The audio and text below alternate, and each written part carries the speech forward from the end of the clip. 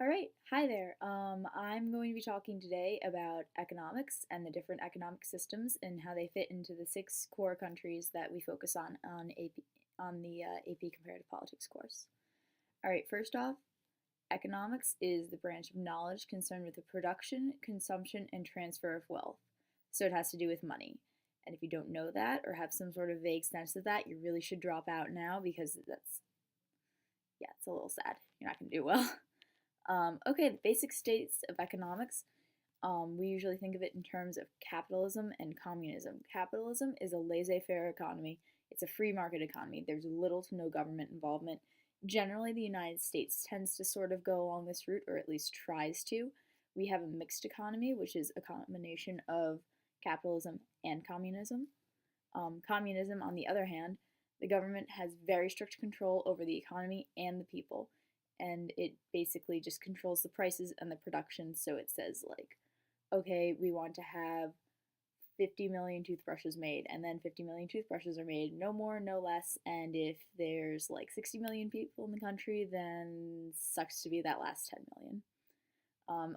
It's usually confused with socialism, which is this idea that people should be compensated for their work and have access to basic necessities. But the idea in socialism is that the government does not have total control over every aspect of a citizen's life. So you can think of communism as sort of the whole economic part of socialism, that whole economic idea, but it has a totalitarian government. Um, and communism was founded, like first written about by Karl Marx, and it was added to by Lenin, not Beatles Lenin, Vladimir Lenin, pretty cool guy too. And this communist idea, it deals with this whole idea of the inequality inherent in social class. Um, and the idea is that the proletariat, which is the industrial workers, will rise up against the bourgeois, which is the educated people of the country, and they'll overthrow the government and create a revolution, which will involve no private ownership, no religion, which was considered the opiate of the masses, quote by Karl Marx. And then eventually the government will be abolished and everyone will live peacefully. And this hasn't actually happened yet because people are people. But that's, in theory, what communism is all about. And now we have a snazzy little graphic for you. First, you have a spectrum. Pretty chill. Then you have an economic system, which is one part of the spectrum. You have capitalism on one side and extreme socialism on the other. And then another part of the spectrum is the political system. And in this spectrum, you have democracy on one side and you have totalitarianism on the other. Communism is the beautiful marriage of totalitarianism and extreme socialism, while capitalism is basically, as we think of it at least, is capitalism and democracy.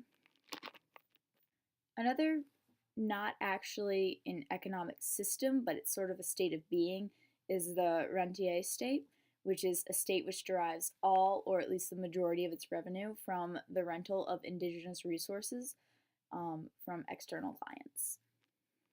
So that's a kind of big term. Britain, first country, UK, is a capitalist country, and there's a lot of speculation, and it's sort of generally accepted that the reason that Britain never really experienced a dramatic revolution like a lot of other countries around the world was just the fact that they were really chill about everything, and they were like, okay, we'll change things and improve life gradually for people through legislation over the course of multiple years. So people remained content with their lives and didn't really feel the need to have some sort of violent overthrow of the government. Meanwhile, Russia is the home of Leninism and Stalinism, two different forms of communism. Back in Lenin's day, back in the beginning of the Russian Revolution, his followers were called Bolsheviks. They followed this idea of democratic centralism, where all the power is sort of concentrated at one focal point of the government, the Communist Party in this case. In 1921, Lenin introduced the new economic plans, NEPs, which allowed for some measure of capitalism, which sounds really counterintuitive, but the idea behind it was that capitalism would give people this motivation to work harder, to improve their own lives, and this would in turn improve standards of living and strengthen the working class, and then in turn would further communism. And maybe it would have worked, but then he died in 1924 and Stalin took over. And Stalin was much more of a totalitarian kind of guy. He was really scary. He killed a lot of people. So Stalinism focuses much more on nationalism and totalitarian rule than Leninism did. And then he died, and there was all that crazy reverberation after that. We don't have time to go over it. So in 1992, Boris Yeltsin introduced shock therapy, which is this rapid switch to communism, or capitalism, I'm sorry, rapid switch to capitalism, and it resulted in a lot of corruption, inflation, and economic collapse. But the modern economy, it's sort of settled down. It's generally a free market today. China, Maoism. It's another form of communism. Yay, more communism. And Mao was this guy who really emphasized the peasants over the proletariat. He thought that they had the right way of thinking, and everyone should be more like the agrarian peasants. He did recognize the importance of industrialization, though. The great leap forward. He worked to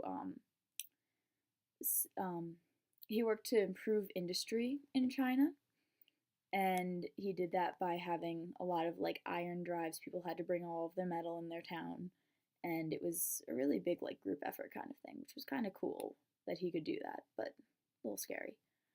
There was a big emphasis on egalitarianism, and he sent urban people, educated people, to live in small villages to learn from the locals during the Cultural Revolution. He really had a personality cult. Like everyone just sort of like followed him. Like Maoism was Mao, and it really sort of didn't survive without him. He died in 1976, and Deng Xiaoping took over for him. And under Deng Xiaoping, China began to move towards a market economy, although he did claim that all of his economic changes and new policies were in line with Maoism. Okay, Mexico. Capitalist country. If it wasn't, America probably would have invaded it, let's be honest. Oil is a major export, but it's definitely not a rentier state because only about 7% of its earnings come from oil. It has experienced a lot of really extreme economic turbulence, but this is really more due to political disturbance than any sort of economic policies that it has. All right. Iran, the White Revolution, was an effort by the Shahs to prevent the spread of communism.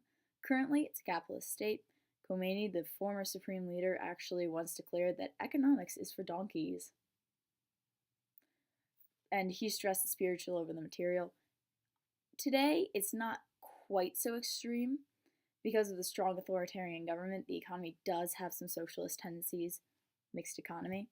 But Islam does allow private property, so people are obviously allowed to own private property. Previously, it was a rentier state with 80% of the revenue from oil, but it's sort of beginning to even out and fix itself with there. Nigeria today is very, very much a rentier state. 90 to 95% of its revenue does come from oil, and it is a capitalist country, although the state does control a lot of the revenue that comes in from the sale of the oil. And yeah, that's the economic stuff, hopefully. Okay, good luck on the exam.